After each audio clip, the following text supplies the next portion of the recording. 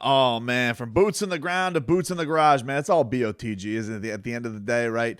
Your Miami Heat, they take game one against the Philadelphia 76ers. And as we know around this part, James Harden will never win an NBA championship. Fat bum. Dude, look, I know Joel Embiid's not there for the Sixers, so I'm not overly celebrating. Yet again, I'm not sitting here. I'm overly celebrating Heat wins where they're TCBing. They're doing what they're supposed to do. They're the mother bleeping one seed. They don't have their MVP candidate, even if the Heat don't have their starting point guard, which was very evident at certain points of this game. Still, they don't have their MVP candidate. Okay, you got to go win these first couple games. You got to go take care of business. But, I just want it to be known after all of the blabbering that I've heard of this guy. And this was a very interesting case for a couple of reasons, because James Harden for many years has been thrust by many a basketball nerd above Dwayne Wade in the legacy or all-time player conversation, which I just find hilarious for a guy. For when the games get most important, he shrinks compared to one of the guys. For when the games get most important, he gets better. And so that's why I've always just found such a problem with it. Yeah, it's because I'm a Heat fan. And yeah, it's because Dwayne Wade is probably not properly legacized by everybody who does these lists. But certainly James Harden, who ever since Kevin Durant tried to vault him over Dwayne Wade, I've always had a thing there. Secondly, this had to be a very good game and had to feel extremely good for one Tyler Herro, who had his best scoring night of the postseason tonight after all the rumors that were there about for James Harden about a summer ago. He goes and really has his breakout performance of the postseason. Great scoring from all over the place for the Miami Heat. They go out there and make things happen. He was nailing his shot from downtown. He was ice money from the land of milk and honey, as the great Jason Jackson would say. He was fantastic today. Him and Bam, the Wildcats, the Kentucky connection, Big Blue Nation had to be happy watching this night, because him and Bam, there's just something about him, man. They got ourselves a great chemistry. It's been very evident throughout the year. I don't know if it was when they had to really go on that run by themselves with Kyle and Jimmy out and really be, they are the model of the future for the Miami Heat, but they're also the present. And when the present brings the future to right here, you know that you got yourself something special. And these two young guns, these two young Wildcats going out there and having a vibe for each other, finding themselves cutting, throwing lobs to Bam, Bam finding Tyler for threes. It really was happening all for them. They really were on a string together. Here was Bam after the game on their connection. The connection. He's become one of the, top scorers. You can see at that age, that size, doing what he does, and he makes it look easy. Our connection, we're like brothers. It's a brotherhood. We all want to see each other succeed. So, at the end of the day, we win. Everybody plays good. We go home. We're all happy.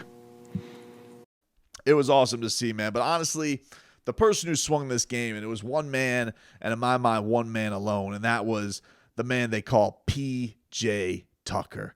I don't know how many more episodes I can go on about this fawning over this guy, but he just continues to impress every single time that he goes out there. This dude is a dog. I mean, they call this place the kennel, but this guy is, in my mind, the lead dog for the Miami Heat. He's so intense.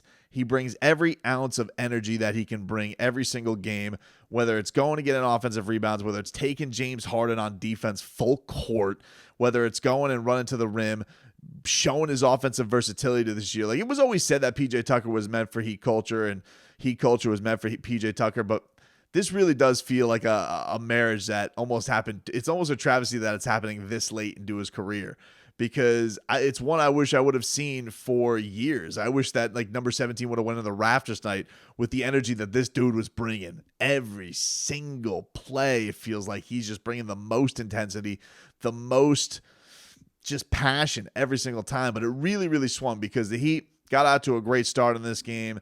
They were lighting it up. Jimmy Butler had his jumper working, had his three ball working, but really was probably the best quarter for Jimmy out of anything in this game. And then things in the second quarter just got super clunky for the Heat. They threw a little zone at him. They took DeAndre Jordan out of the game, which had to have been a plus for the Philadelphia 76ers, even though Doc Rivers says he's not going to stop starting him. Hey, listen, Doc, you want to keep starting DeAndre Jordan, dude, with no Joel Embiid? Do you, baby? I ain't stopped. You're top 15. Listen, Doc Rivers, don't let anybody try and peer pressure you, dude. You're a top 15 coach of all time. If you want to play DeAndre Jordan and start him with Joel Embiid out, by all means. By all means. And have that Paul Reed fellow who says that the Heat were going to fold. He feels that the Heat are going to fold. He's like, we felt it there in that second quarter, which is an odd thing to say when after you come into the third quarter, you're actually the team that folded. But Paul, go think what you got to think, dude. I mean, go ahead.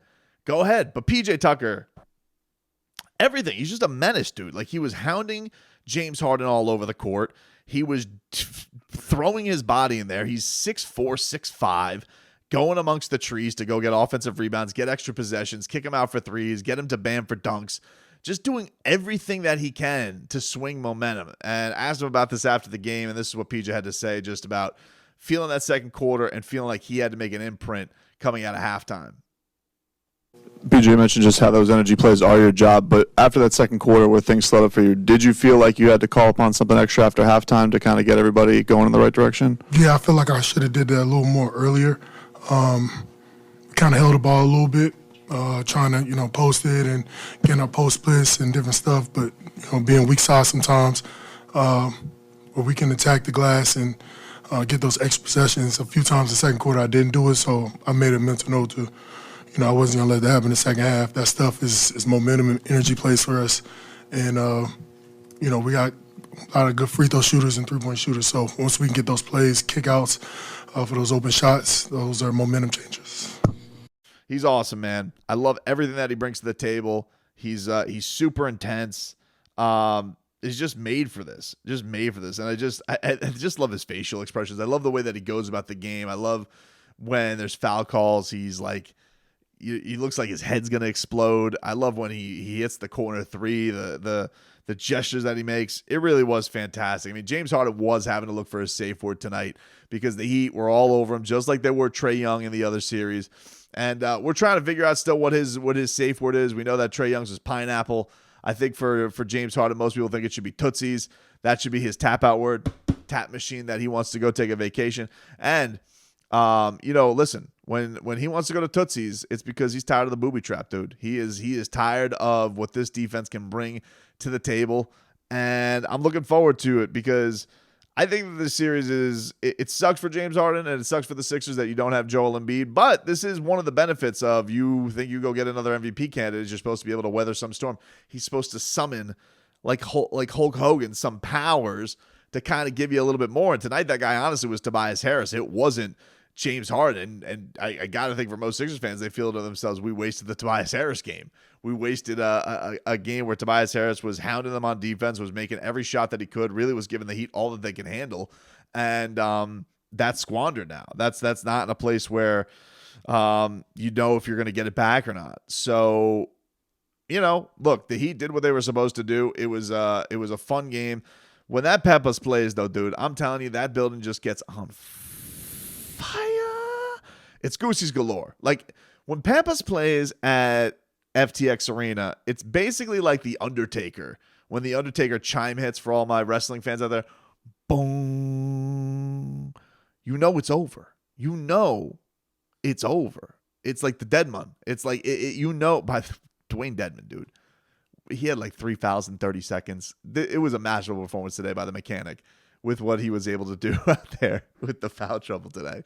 But no, dude, when they played Pepas with like 6 minutes left, it was such a if the Sixers only knew what a slap in the face that was to them. Dude, this is over. It's over, Sixers. Thought Bam was fantastic today. Really took advantage of there not being a dominant big inside. He really was the most dominant big on the floor tonight, as he should have been. But I thought that this was definitely the game where he made an imprint with his rebounding. Obviously, his defense is always there, but really was looking for his shot too. Was aggressive, got to the free throw line a bunch. There's a couple games in a row where we've seen aggressive Bam get to the free throw line. I think 8 times the last 2 games, 8 times in each of the last 2 games. So that's a great sign for Bam Adebayo. Really showing his aggression. I think the drama that's going to come out of this one, honestly, there's a couple of things that are funny. One, James Harden says, let me get the exact quote that he had. I'll get this from Barry Jackson. He said, he was asked, Barry Jackson tweets, a writer, not sure who, asked Harden what Miami did to keep him off the free throw line. He was 4 for 4. Next question, Harden said, shaking his head, which first part of this tweet is fantastic because James Harden is like getting foul calls for literally falling on his face.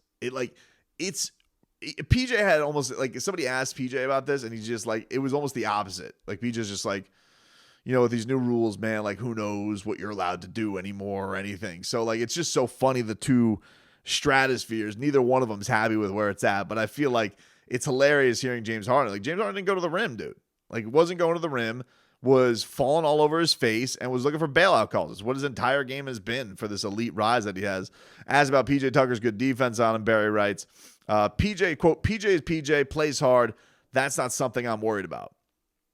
Well, you might want to be, James. You might want to be. You might want to be worried by Wednesday and figuring out what the hell you're going to do with this menace who is all over you, because this ain't going to stop, dude. We just saw what the Heat did to Trae Young for this last series. A lot of people think that a young Trae is a prime you because you don't look like a prime you right now. And this is you got, I guess you're going to, if you're not worried about it, I guess you're going to hopefully go and figure it out. But you might want to also figure out what the hell's going on with you and Tyrese Maxey. This was a wild video that went on, man. You guys could go search it, Maxey Harden on Twitter or YouTube. But I guess James Harden at one point was upset because Maxey wasn't passing the ball. Because Maxey would basically, like, his play was get the ball, run really fast down the court, throw something up, maybe I'll get a foul call. And actually it was pretty successful in that first half. But I guess James Harden was upset that Maxey wasn't giving him the basketball. And there was at one point they go to the bench and Maxey's sitting down. Harden's at one end of the bench. He's sitting. Harden gets up, goes to the other side of the bench to sit next to Maxey, and Maxey gets right up and leaves. It was hilarious because it's funny, one of these things where, like, with the Heat, with that whole blow up that happened against the Warriors when everybody was actually talking about the Miami Heat. One of the things that Udonis Haslem says, we deal with things face to face. We deal with confrontation head on. And the thing that's funny about the Maxey thing is like it's the exact opposite. It was like super passive aggressive and feels like it could fester a little bit, little passive aggressive drama.